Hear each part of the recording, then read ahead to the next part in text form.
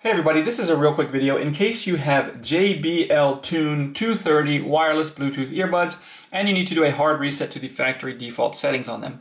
You're going to want to do this reset for one of two reasons. The first one is troubleshooting in case these earbuds are not working for some reason, like they're not connecting to your phone, or they're not syncing or not pairing with Bluetooth, or if the left earbud is not working or the right earbud is not working, so you're only getting sound out of one ear.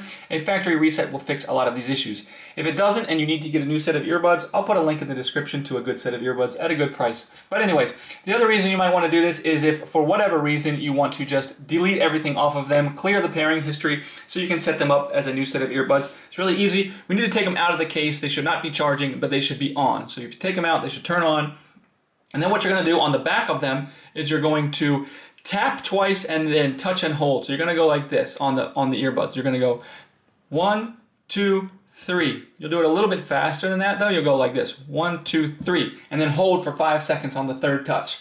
And after the third touch, you hold for 5 seconds. It will reset the earbuds and they will be restored to their factory defaults. You can go ahead and set them up like a new set of earbuds.